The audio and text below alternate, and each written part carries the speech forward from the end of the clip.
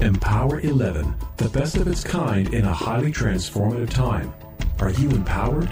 Ready to turn your life up to 11? Awaken the life of who you are on the inside to match the life you were meant to live on the outside. Empower 11. Now is your time.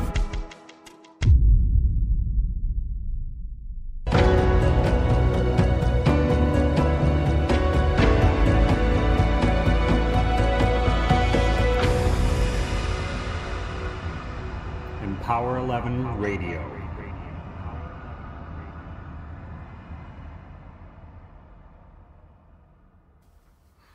Greetings and welcome to Empower 11 Radio. Today is February 13th, and this is the live one-hour show that we bring to you every Wednesday at 11 a.m. Pacific Time. You're either listening to us live on Spreaker, which is the platform we come to you on. You can download and listen to us live on your smartphone using the app that's provided by Spreaker, and that is free, so make sure you check that out. Or you're listening to us on the Spreaker website, or you're listening to us maybe recorded on one of our podcasts, because after we're done with the show, they all get uploaded to iTunes so that you can download the podcast and listen to us on iTunes. For more information, make sure to go to empower11.com. That's empower, the number 11.com. And be sure to like us on Facebook. It's facebook.com/empower11. You can keep up to date on all that is empowering and everything that's going on with Empower 11. And as always, we love to get your comments, questions, feedback. So you can contact us by emailing us. That email address is info@empower11.com. I am Jack Voorhees, and I am delighted to be sharing this show with my partner in life, the beautiful and talented Anne Ribley. I am honored to be doing this show with you. I'm excited to go deeper into this message that you carry, and where you can talk a little bit about these love messages as well, being that we're around the Valentine holiday. And we recently received some love from a listener. Some feedback from our last show. Anne, you want to share that with us? Yeah, I just want to let everyone know I appreciate you listening and all your feedback that you're giving to us. A listener had sent us in some comments. Listening to the Empower 11 show is really helping me be more relaxed and in the flow with my life. The way you and Jack are in your relationship has showed me it can be easy. My marriage is the best it's been, and that is trickling into every other area. Thank you for the gift that you so lovingly share with the world with Empower 11. Awesome. So, send us your feedback. We really dig hearing from you. It's info@empower11.com.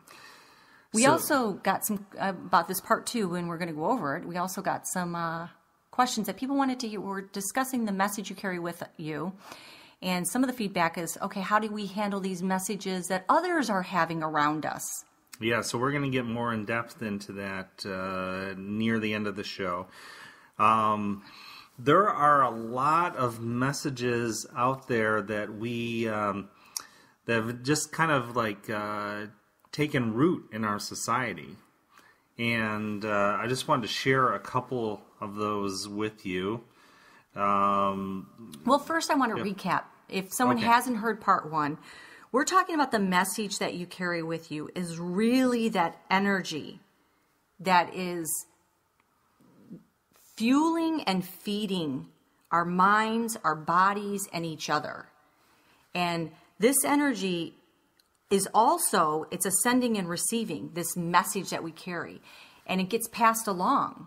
And so some of these common messages, that's what you're going to go over, Jack, are things that just have been passed along and have actually some sticking and taking root power in us culturally in us the way that we're raised by parents and teachers and society and religions. Well, a lot of us may think like, well, the message I have, I'm all good and everything's good, but we're all made up of our past experiences. We all, form our conclusions and we start to take on a way of life from the messages that we have within us. So if we think that, life is hard, then life tends to be hard. I mean, that tends to be our reality because that's the message that we carry with us. And these messages that are out in society that are just kind of a given, and people just hear these things so much that it just becomes enrooted in who we are. It's a collective cultural conditioning that it can come to us in. And advertising has been doing this for a long time. They've just bombard you with this message until you just kind of, it's in your head. Choosy mothers choose Jif, and all these advertising slogans that are just this message that's embedded into us. Well, this bombarding, it's interesting in our family. Just recently, we've instituted a cause and effect rule that if you put down, like specifically with our kids, the siblings, if you put each other down, there's a consequence that's involved as a result of it. And what it is we do sentences. And one of the things that, Jack, you said when we were having this family meeting is there's enough of that out in the world, this bombardment of somebody wanting to tear you down, make you feel less than.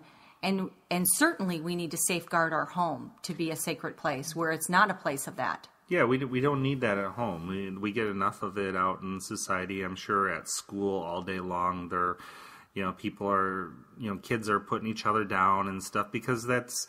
Again, it's a message that's perpetuated as being acceptable. Yeah, and it's an immaturity, and we would like to think we evolve and we grow out of some of this stuff, and we do, but then there's those other aspects that we carry with us.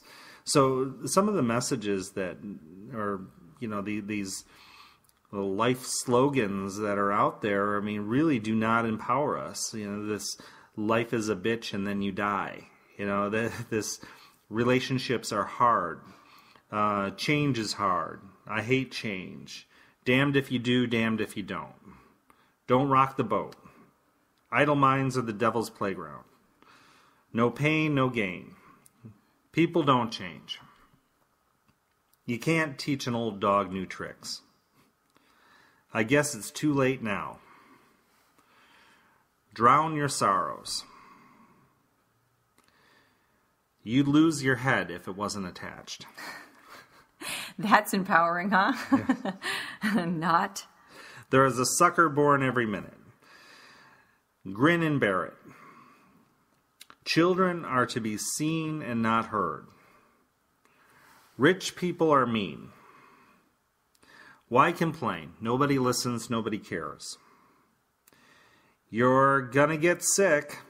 Yeah, that's told a lot to kids growing up. Money doesn't grow on trees. You don't get something for nothing. Things can always get worse. An eye for an eye. Give him a taste of his own medicine. That's that retaliation message. Mm-hmm. Waking up on the wrong side of the bed. Can't make money doing what you love. Ooh, I like this one, Jack. You like it? Well, this is a good one to cover. Yeah. I like this one because a lot of worthiness comes to this question. Say this one. Who do you think you are? I told you so. Waiting for the other shoe to drop. When it rains, it pours. You're screwed. Okay. A good man is hard to find. That's said a lot by women. Mm-hmm. So with all this out there, and this is just the tip of the iceberg, there is a ton more of these sayings that don't empower us.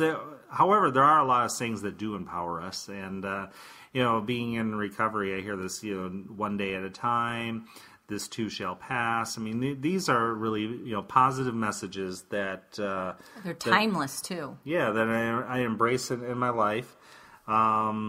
But then again, there's so many others out there that are not empowering. Which brings us to the question of messages that we're carrying around. We're really passing them around. And the idea is, and we talked about this on the previous show, but are they mind viruses? Or are they sources of inspiration? So what is it we're spreading? Really, our message, which is unique to us as human beings, this ability to develop language and to carry a message and pass this message on, is really taking a look at becoming true owners of what this message is that we are actually embodying within us, and then we're actually passing around. I always think about human beings and how we're in such a glorified capacity with our capabilities and what we can do. I saw this YouTube video of a dog, and it actually could kind of chant, "I love you." And I said to Jack, that's the fundamental difference between human beings and animals.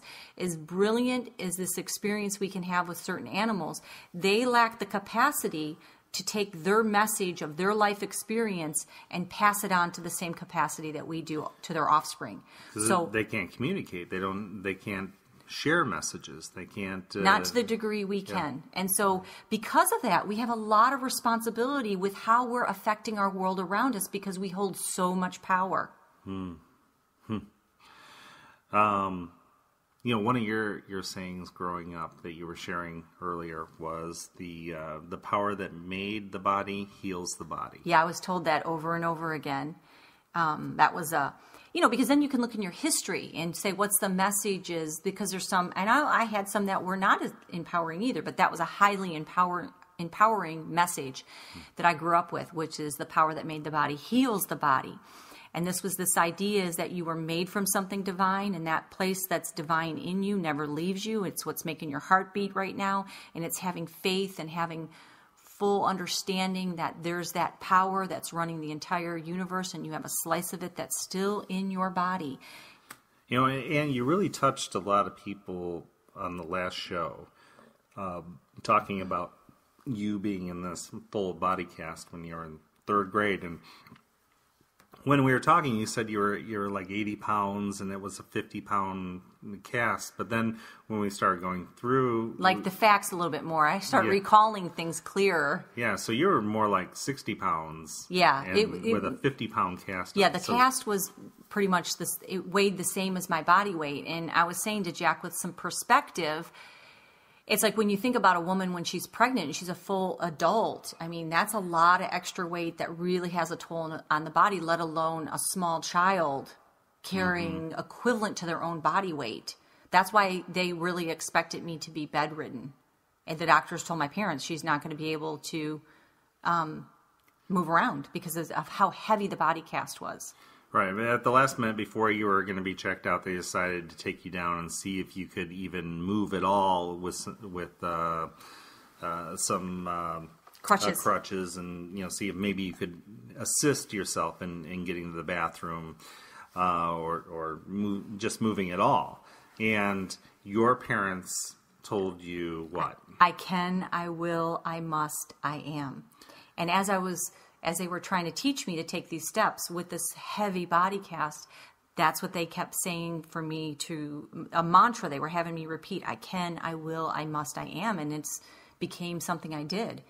And my bedroom was redecorated for me to be bedridden for those several months that I was after recovering from this surgery.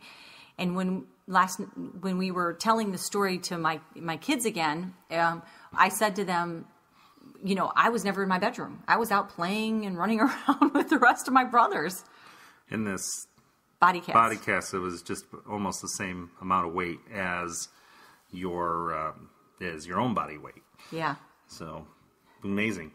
When I look back at early childhood memories, that these messages that affected me during my life, I I really was kind of searching for, okay, what are those pivotal moments? What are those messages that I was told that I really took on at the time? And I used to live in a little town called El Rito, New Mexico, and it was a ghost town. And this is back in the late '60s, early '70s, and it was like a blast from the past. This area was so isolated that they spoke this kind of old school dialect Spanish, and people that spoke Spanish from other areas would come into this town and not be able to understand them.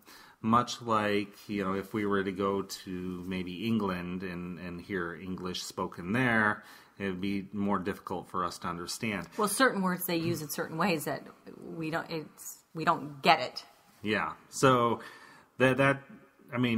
cowboys would, come out of, the full dressed cowboys would be, going through town, and there was only one store, and I lived in an adobe house with dirt floors and no running water. And I would go to school there, and it was so crazy the way the teachers spoke.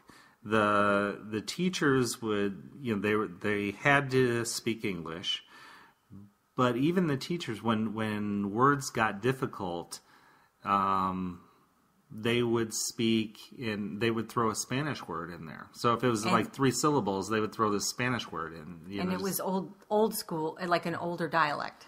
Yeah, I didn't know Spanish, and I didn't get it, and so I was quite different. I stood out, with all this, Chicano type community. I had long blonde hair at the time, and looked like a hippie, and because that's what I was. And this teacher, Mrs. Jaramillo, didn't dig me. She didn't dig the white kids, and she just kind of put me in a corner with a book. And this was when you were 5 and in kindergarten, right? Yeah, she told me I was dumb, and just get away. And she really. I remember that was the first time I was really told that I was dumb by an adult, and that it really affected me. And then she just put me in a corner with this book, and I had to stay away from the other kids, and while she was teaching the other kids, I had to be in that corner. And I remember getting to the point where I had memorized this book. I came home once and recited the whole book for my mother. That carried with me. I carried that with me, that I was dumb, and I couldn't learn, and all my grades were poor, and I wasn't doing well until I think it was near the end of 3rd grade. I was doing this. They were teaching the times tables, and they gave out all these sheets and everything in this booklet, and all the kids were like, what? I don't get it. None of the kids were getting it and everything. And I just went through and I started doing it. And the teacher eventually came over and she said, "What are you doing?" And I said, "Yeah, I'm at the end here." And she's like, "You're not supposed to go this far. You're not supposed to be doing this. And I'm sure this is all wrong." She's like, "I can't believe you messed all these up." And she opens them and she looks at them. And on the first page, I had gotten every single one right. She flipped over to the next page. She's checking through. And the kids are starting to gather around now. And they're starting to look, and they're like, whoa, and it's like I got them all right again, and the next page all right. And until the 5th page, I think I got 2 wrong. And I remember thinking, well, maybe I'm dumb, but maybe I'm smart at math. Because you got all this attention and accolades in this moment between not only your teacher and your peers. Like, wow. Mm-hmm. But I carried that with me, that I wasn't smart. I always struggled in school. I always had a hard time in school. And you're so brilliant. So when did you change this message? Well, I just started getting into business and started doing my own thing, and You excelled right away. That's what it was. Yeah. When I took on a job while my other friends were washing dishes, getting jobs like that. In high school, I got a job as an engraver. Yeah. So I was, doing a more technical type of job, and I excelled, and I started getting into my own business stuff, and just kind of ran with that. But that just shows that no matter what our environment has tried to influence or imprint a message onto us, if it's not true to us, we can relinquish that at any time, and we can start, because our our experiences, all of these things can be guiding and imprinting on us a message that may not be true to us. So I think it's important to really be careful the way that we talk to our kids, and what kind of messages do we want our kids to embrace, because they're getting bombarded with all kinds of negative talk. Kids can be very cruel. So when the kids come home, we make them, we try to instill values. We let them know that their happiness is important to us. And that's one of the things that we say to them often. Your happiness is important to us. We're going to try to get this done for you. Your needs and wants are important. I think that's great, Jack. I definitely live by that, but you've been a champion for that sort of message and mantra in our family. And I know from a standpoint of a woman to hear that from her man, that your happiness is important.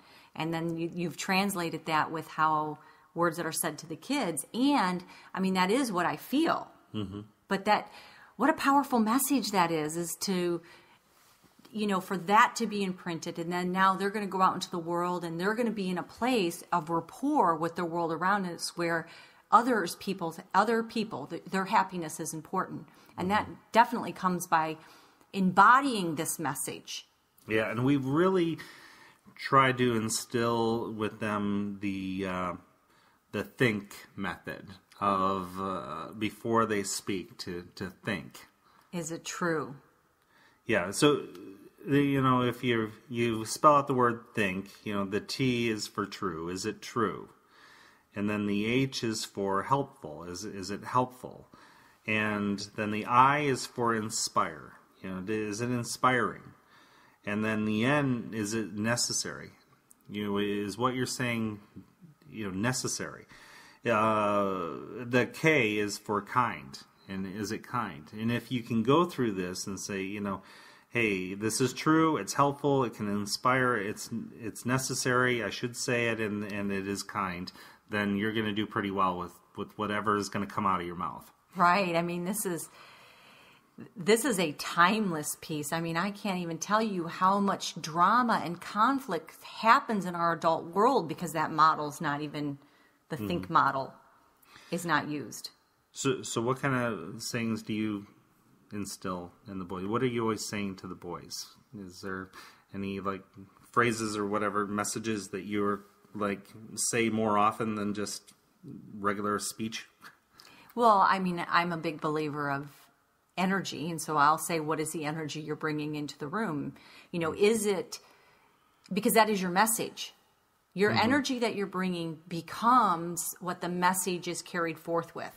So if you're coming in the room with agitation, you're going to be very aggravating if that's the energy you're bringing. If you're coming into the room with peacefulness, then the energy that you'll be bringing and the messages that you'll be interacting with will be a place of helpfulness.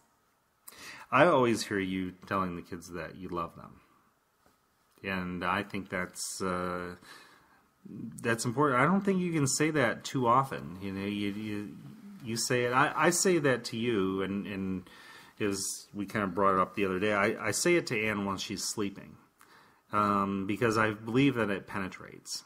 So let's talk about love messages, being that we're so close to Valentine's Day. Well, before I do, I really want to talk about some love messages, because love is powerful, high vibrational. But one of the things that I really try to instill in the kids is organization. And I always say everything has its home. So you always put things back in the same spot, and then you know where they are. That's like a mantra and a message that is attached to this message of organization. So think about in our lives what we've collected just growing up in our family history. What were those messages that were repeated? I know for a fact that when these kids are adults, and if they were asked to reflect on what are the messages, I know that they would say that's a big message that they got from you, is that life is better when it's organized. And how do you organize? And they have already messages because you repeat the same things to them, Jack. Everything has its home. Mm-hmm. Yeah, and then I also about making messes and everything, I say leave no evidence. There shouldn't be any, you came into the kitchen, you made something to eat, there should be no evidence after you're gone. And that's such an important life skill, but to have that message be a living example. You know, they were fighting about who got a better strawberry yesterday, and I wanted to give them a little bit of perspective. So there's this Mai Lala, I think is her name. I'm probably pronouncing it wrong. She's from Pakistan, and she's a girl that spoke out about against the Taliban that she should be able to go to school. Girls, when they passed the... Yeah, they passed a law, or they passed. It wasn't a law, but they said by this date, no women should be going to school, and then they found her and they shot her in the head, and she survived, and she's speaking out about school and going to school, and she's become like a hero in Pakistan for people, and that they're really... And her message now is becoming heroic around the world, because her message is embracing this place of freedom that women should have and girls should have going to school. And so she's become a message of hope and inspiration. So there are bigger things than worrying about who got the better strawberry. That's what I was trying to communicate with them. And it's funny, Jack, when talking about these love messages, I said, what do you think is one of the most powerful things that you could give as a love message that you carry? And you said it's not what you say, it's what you do. Mm-hmm. And that's back to my thing I was saying about my kids. It's the energy you're bringing into the room. It's the energy that you're giving off. There's messages that we say, and there's messages that are just carried out by our actual actions, and children learn more from what we do than what we tell them to do. They observe us, and so if we're saying to them, you can be anything you want to be, and don't give up on your hopes and your dreams. You could be president someday, or what have you. But then we're giving up on our hopes and our dreams. They're going to more likely take on that stance. That message. Yes. And so the other part that you were talking about, Jack, with the message of saying I love you, and that I say that a lot to my kids, and that you do say that a lot to me. I remember one time when you had said to me, I told you last night when you were sleeping, I love you 11 times. I'm like, really? Did you? And you're like, yes, I did. Oh, that was so touching. But it's this message that even if I didn't hear it, I feel it. So what is the message that we're giving off in all the areas of our lives? What's the message we have about money? What's the message we have about love? What's the message we have about change? What's the message we have about relationships? What is that message that we're carrying? And where did this message come from? It doesn't matter where it came from. It matters, do we want to own it? And how to begin to shift and orientate ourselves to the truthful message that's in rapport with the world we want around us. You remember that God, I'm going to probably screw this up, but well, there's the message, right? So some people that listened to our show, they were saying they were seeing their children taking on this. the daughter said to the younger brother, well, you might feel that way, but I don't own that. Yeah, exactly. How empowering is that, in that to get clearer in that place in our lives where we know what is our message and what message do we not want to have to own. And the sooner we can get into that business of taking ownership of the messages that we want. Yeah, it's more of living a conscious life than, just all this unconscious, subconscious, whatever, being bombarded with all these messages, where you start to get more into the driver's seat of our lives. Because our messages are really forms of power, and they have a lot of power whether we can see it or not. It is affecting us on a daily level, and it's affecting us in the long term of our life. So today, on this show, if there's one thing that you could take away and change your entire life with, is you could say, what is this message that I want to carry? And start becoming conscious and aware, just like what you said, this consciousness over messages, so that you're taking ownership of the messages that feel truthful and real to you. Yeah, so if your life could be, if you could put it in the title of a book, what would that title be? And if you don't like what the title is, then you have the power to change it. It's an interesting test when you start becoming more conscious of your messages, is you start observing what is coming out of your mouth. And when you observe what's coming out of your mouth and you're hearing what you're saying repeated, on a repeated basis, what happens is you start to know, this is where I am orientated to my world. And so what happens when you begin to understand where you're orientated and you shift where you're orientated into a vibration, whether it's with money, whether it's with love, whether it's with career, whether it's with other people, when you shift it to where you want to be and how you want to own it, your words actually begin to match up. You don't have to worry about speaking kind and loving when you orientate yourself to a place that's kind and loving. You don't have to worry about speaking in lack when you orientate yourself to a place that's of abundance. So that deep embodiment of the truth, that becomes the center point, that then our mouth only becomes an expression piece to that core center truth of where we're orientating ourselves. That gets back to where it all starts from the inside first. And if we're having this positive, this kind and loving self-dialogue to ourselves, we're being kind to ourselves, then we have, that energy is what we transmit. And then we're more apt to be kind and loving to other people. Okay, so how do we get kind and loving to ourselves? I think it parallels when we were developing today's show, and we were talking about, because these were one of the questions that someone had sent in to us, is, okay, well, I'm fine in my message, but what about all those around me in my life who their messages are either counter to what I'm about, or they're not very empowering for them, and that's what they're bringing into the family or into my life in some capacity? How do I help them with their message? And one of the things you had said, Jack, is in pertaining to children specifically, is understand that it's patience. Parenting is all about patience and knowing that. Yeah, you need to drip on them.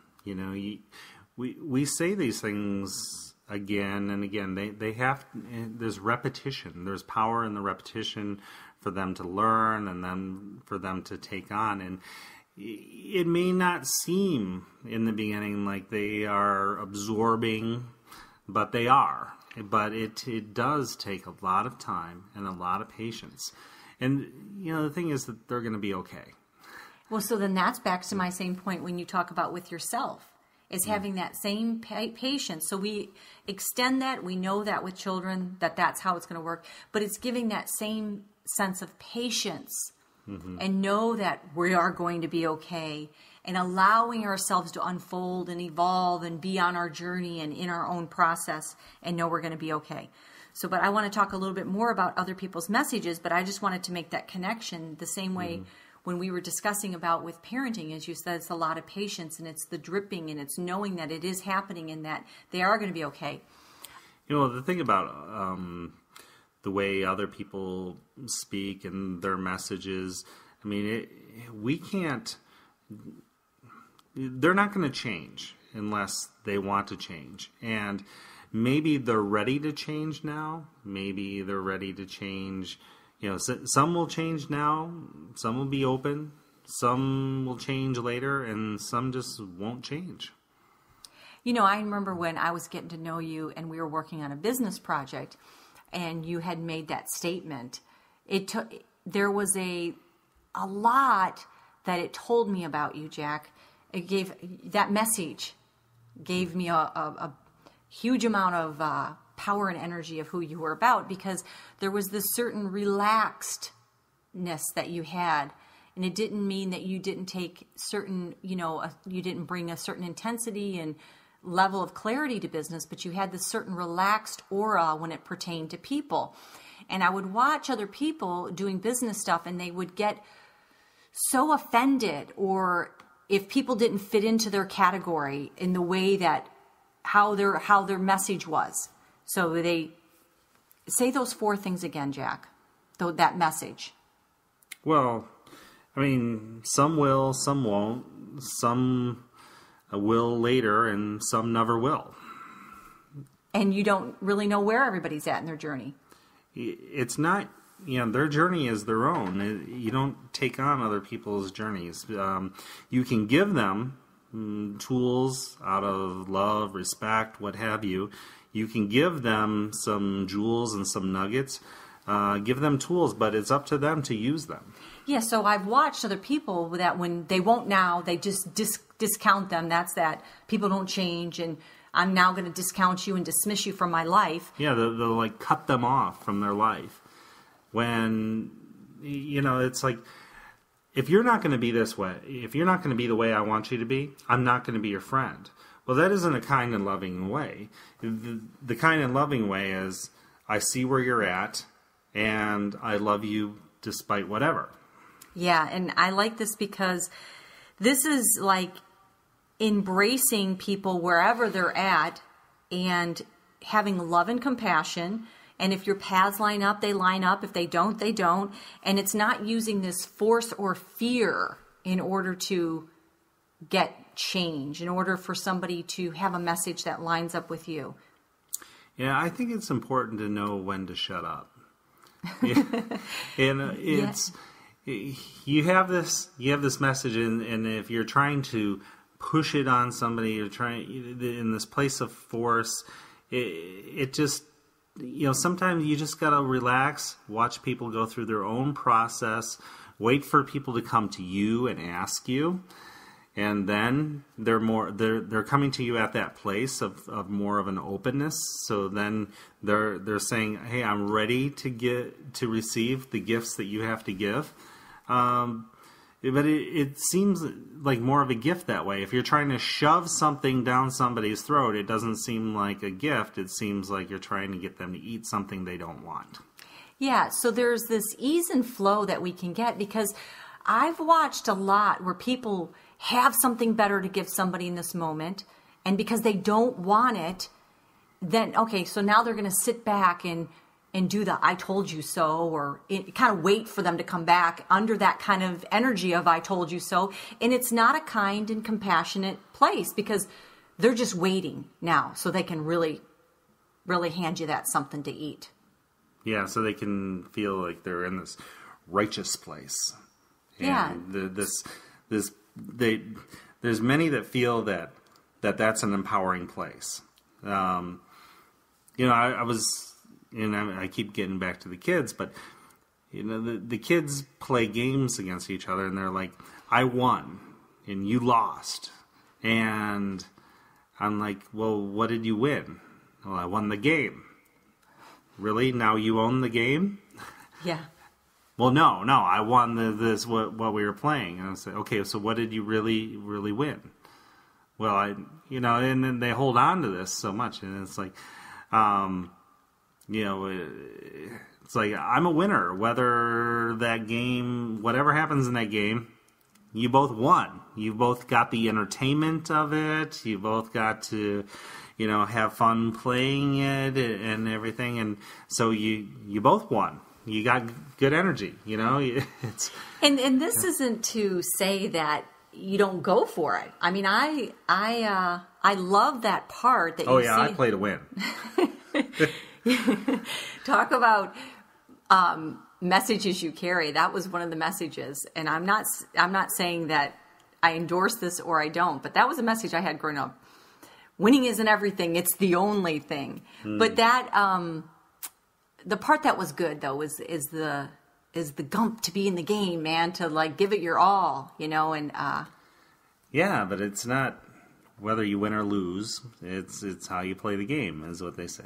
That's one of those sayings that is good. I mean, there's a lot of positive sayings out there. I mean, it's just knowing how to absorb things, knowing when to embrace something, knowing when to let it go.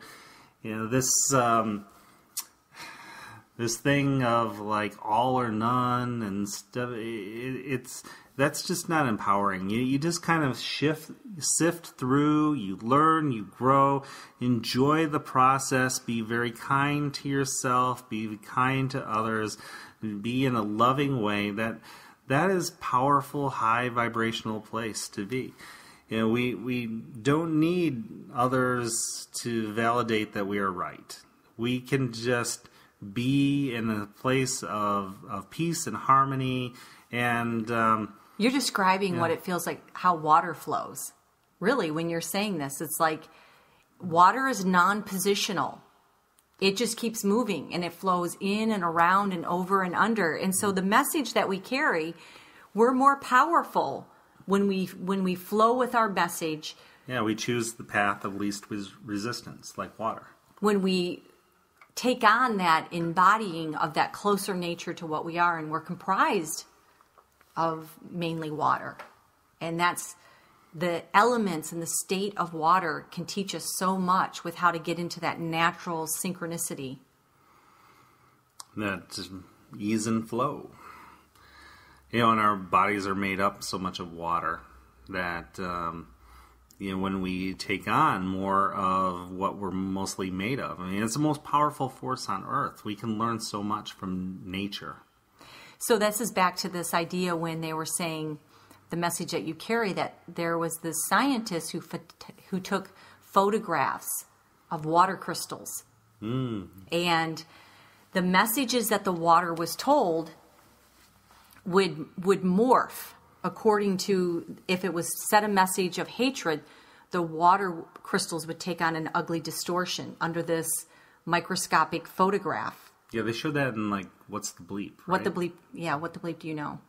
Yeah, and there's some books out on this, and of the photographs. And then when water was told words of love vibration, it took on this beautiful crystal formation. So when we think about the message that we carry and the words that we're using, and we become more like water, I mean, if we can just get into that sort of flow in our lives to become more like water, we return to that original place that we are, because water is a conduit. Water, if you look at it, like water is what is a conduit. It can carry energy a lot easier, and that's what we are comprised of. So our message, the more we can get aligned to flow like water does, we can energize our world around us in a powerful way. Yeah, water is a powerful force, powerful conductor of electricity, and there's so much in nature that we can learn from. So I want to talk a little bit about the water, the Empower H2O cleanse. Okay. That we're coming out with a program on it, but I've been doing this for years, and the results have been phenomenal.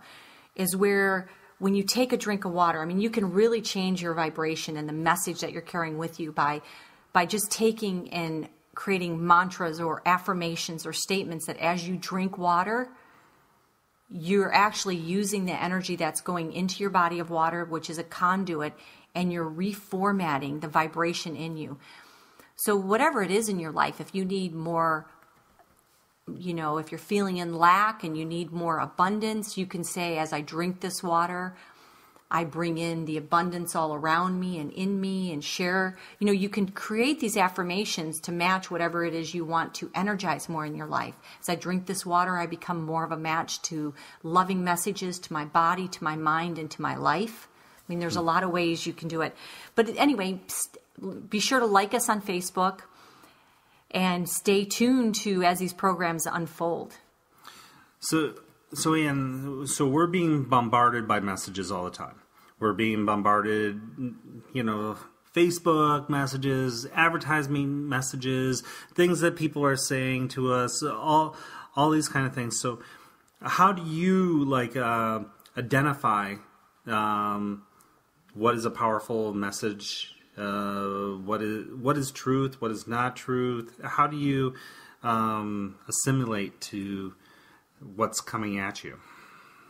Well, I definitely feel that there's just low vibration and high vibration. And we know when we're operating in something that feels lighter, that feels energizing, that feels good to us. I mean, our guidance and feeling system, that is that slice of us that has to do with this divine nature that we come from. It's put into us as our own GPS navigational system to move about on our life. And so when something's coming in and it feels distorted and it feels heavy and it feels darker in nature, for me, that's what I do. Is I know that I need to raise the vibration, and it can't come from the world around me. That certainly helps when the world matches up, but I've got to be the one responsible to be the bringer of a higher vibration.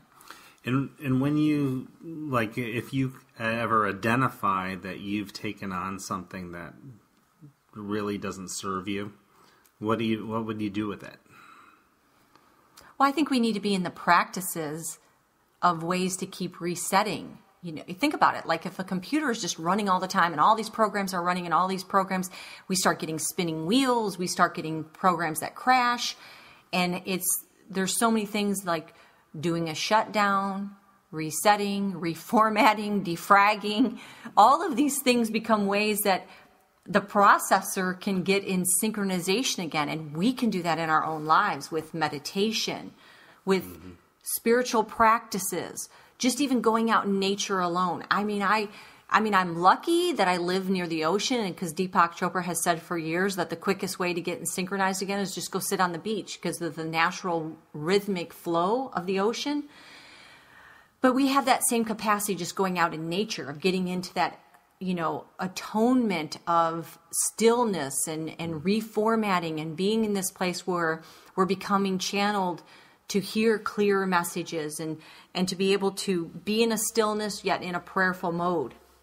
So away from the iPhone, away from the iPad, the iMac, the Facebook messaging, the Twitter feed. Right. Yes, all of that stuff. It's also about stopping, slow down, take a few steps back, looking at what you're doing and why you're doing it. So you're not on this kind of autopilot, and you're not in this place of where you're just soaking up massive amounts of these messages being bombarded. And so you can get in a place of clear thought, or even in meditation, lack of thought. That's a powerful place to be, but it's also for me, I like to, at the end of the day, I like to reflect. I like to reflect on the day, because if I go too far back, if I'm trying to think about everything all at once, if I can just look at the day, how did my actions line up with who I am? What are the things that were the dialogues that I had with people? How can I simulate that I like to put order, into my life, a little God stuff, like good orderly direction. And that helps me so that I'm not just kind of flinging all over the place. I always talked about why it was so important to stop, take a few steps back, look at what you're doing and why you're doing it, because, well, in my addiction, I was like a pinball, I was like a ball in a pinball machine, and I was just bouncing, just so reactive. Whatever is going on, I'm just bouncing, flailing all over the place.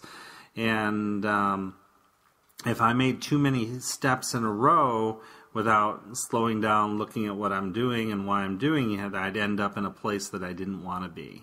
Well, I think this is really important, Jack, because I feel when you were talking about we're being bombarded, and then you just talked about how, being in this place where you'd be reacting too quickly, like being in a pinball machine, and then in a few steps in a row, you'd be somewhere you didn't want to be. I want us to look at our lives and how is this happening, because we're living in faster times than ever, and connection is available to us in such quick, instant modes. And I feel that a lot of people could get themselves caught up in bouncing all over the place because those are the demands of life. It doesn't matter whether it's the responsibility of a job, a family, paying the bills. And before you know it, a few steps in a row, and we're constantly in a place we don't want to be. And so then taking that time to do a few step backs, this is where we got to get in balance with our giving and receiving. And it starts with the self. Mm-hmm. So what is it that we're giving to ourselves? What is it that we're allowing ourselves to receive? So here's the question with the message that you carry. What is it that you would like to receive more of in your life? So then what is that message you're giving to the world?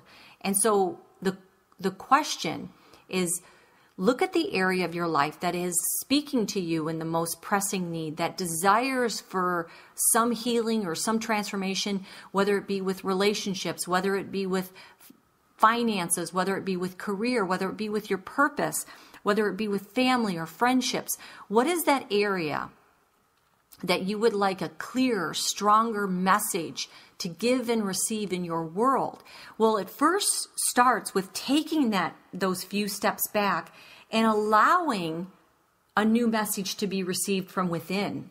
And so that means, yes, disconnecting from all these external inputs, at least long enough to allow that connection to happen for the internal, for that real dialogue with presence, with consciousness, with that slice of God to come through and in us with that clarity in speaking in our language, in our message that's meant for us, so that then we can receive in our world around us at the level where the message we want to carry and give to the world.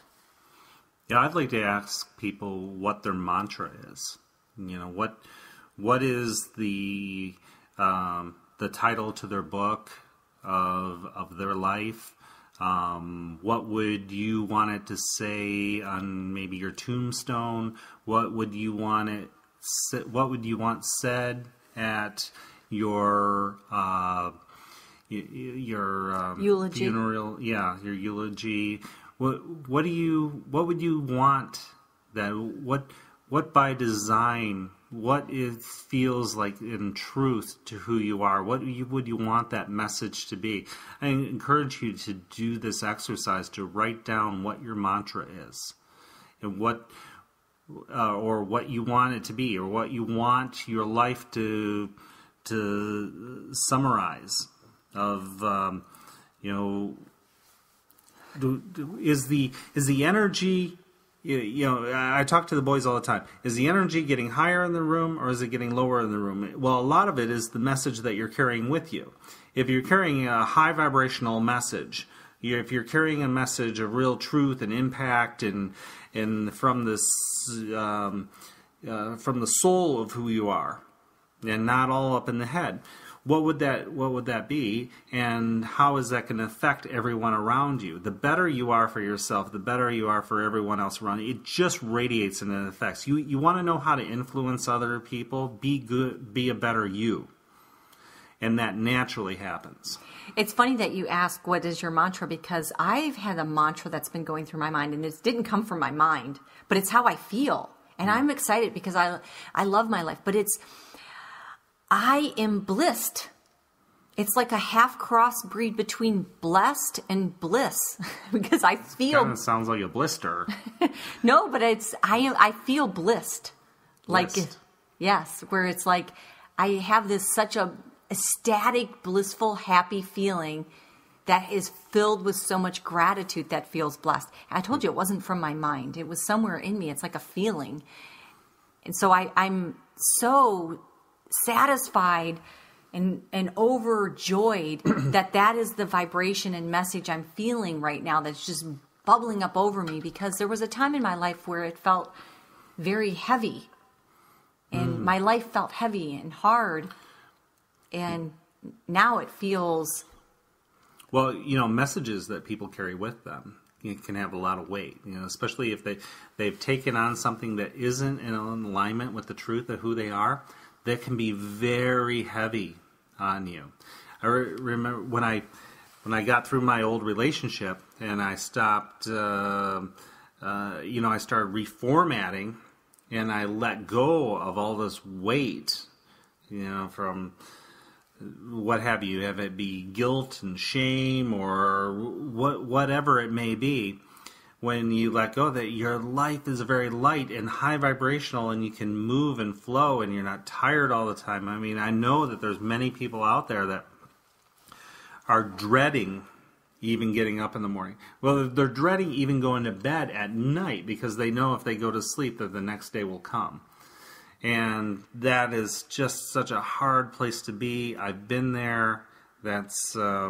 You know what mine was? Mine was I wanted to go to bed and wake up like 6 months or a year later. I mean, I loved the bigger picture of my life, but what I didn't like was that transient place that seemed like just wasn't working.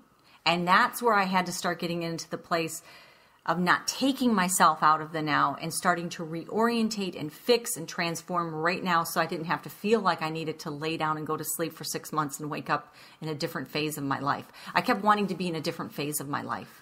It's so hard when you're not enjoying your here and now. Oh yes, that's not a good message. It's a prison. It's not a place of freedom.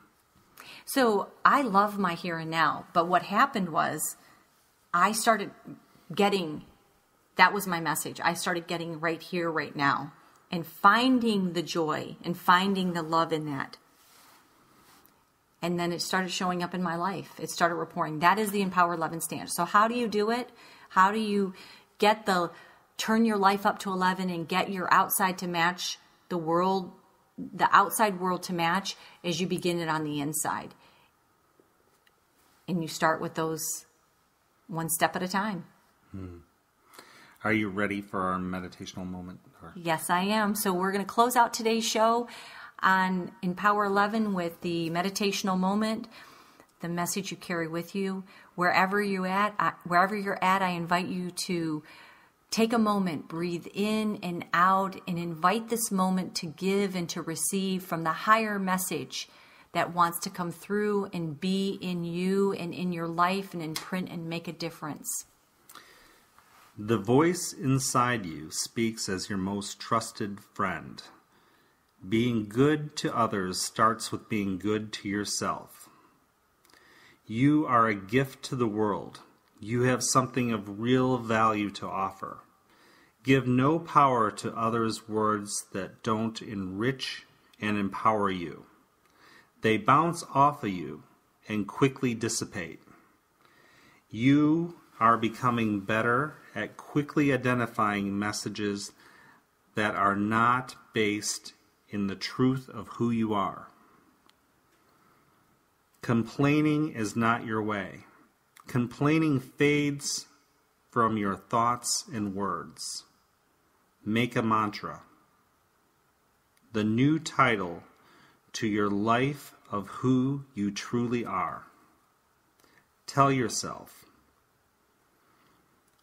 I have something magnificent to offer. Tell yourself, I am worthy of my own self-respect. Tell yourself, I don't have to try to be, I can just be. Tell yourself, I am ready to be my best friend. Tell yourself, I deserve the best for myself. Tell yourself, there is nothing wrong with me, there never was. Tell yourself, all is right when I simply am. Today is my time to be the exact truth of who I am. Today, on this day, I relinquish all messages that do not serve me.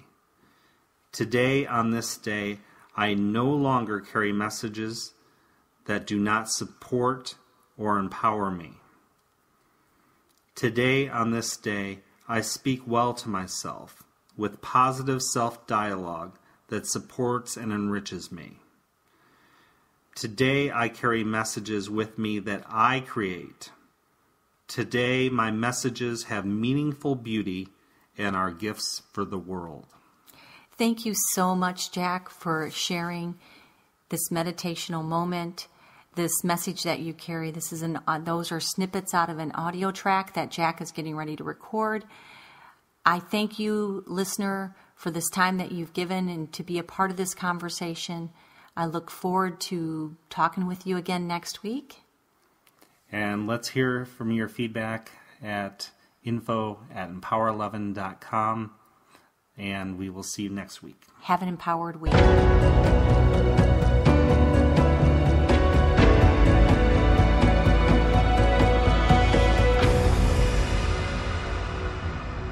Empower 11 Radio.